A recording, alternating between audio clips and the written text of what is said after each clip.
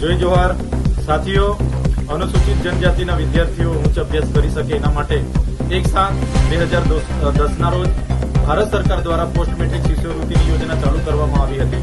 એ યોજના અંતર્ગત આપણા વિદ્યાર્થીઓ ઉચ્ચ અભ્યાસ કરી શકતા હતા। ત્યારે અચાનક 28/10/2024ના રોજ ગુજરાત સરકારે આ યોજના બંધ કરવા માટે ઠરાવેલ અને પરિપત્ર બહાર પાડે, જેના કારણે જે મેનેજમેન્ટ કોટામાં અભ્યાસ કરનારા વિદ્યાર્થીઓને સંસ્થાઓ દ્વારા જણાવવામાં આવ્યું, કોલેજો દ્વારા જણાવવામાં આવ્યું કે તમે ફી ભરો રોકડી, કાં તો તમે તમારી સર્ટી લઈને એડમિશન કેન્સલ કરાવો, જેના કારણે 60,000 જેટલા વિદ્યાર્થીઓનું ભવિષ્ય અંધકારમય બનવા જઈ રહ્યું હતું। એને ધ્યાને લઈને ઘણા વિદ્યાર્થીઓ, વાલીઓ, સંસ્થાઓની રજૂઆતો અમારી સમક્ષ આવી।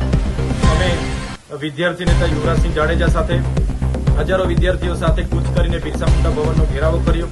ત્યાંના કમિશનર અને સેક્રેટરીને મળ્યા, આદિજાતિ શિક્ષણ મંત્રીને મળ્યા, મુખ્યમંત્રીને મળ્યા અને અમારી એક જ માંગ હતી કે પોસ્ટ મેટ્રિક શિષ્યવૃત્તિ પુનઃ ચાલુ કરવામાં આવે। છતાં સરકારે એકની બે ન થઈ।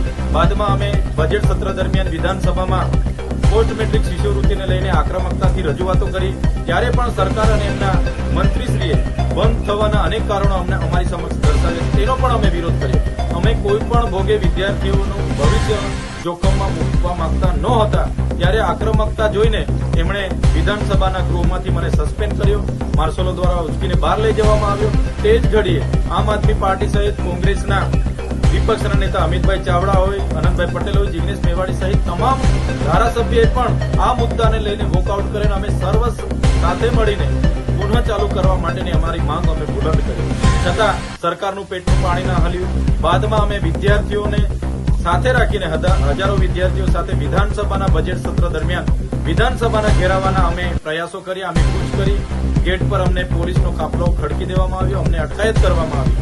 છતાં અમારી માંગ અમે બુલંદ કરી। હમણાં પણ અમે સરકારને કીધું કે શાળા પ્રવેશો સુધીમાં જો સરકાર પોસ્ટ મેટ્રિક શિષ્યવૃત્તિ યોજના જો નહીં ચાલુ કરશે તો આદિજાતિ વિસ્તારોમાં શાળા પ્રવેશોના કાર્યક્રમોનો અમે બહિષ્કાર કરીશું, જેને ગંભીરતાથી લઈને સરકારે મોડી પોતાની ભૂલ સ્વીકારીને આજે પોસ્ટ મેટ્રિક શિષ્યવૃત્તિ પુનઃ ચાલુ કરવા માટેની ઠરાવ કરીને પરિપત્ર બહાર પાડ્યો છે। ત્યારે ઉચ્ચ અભ્યાસ કરનારા ચાહે diploma, degree, ANM, GNM, BSc, pharmacy, MBBS તમામ વિદ્યાર્થીઓને આનો લાભ થવાનો છે।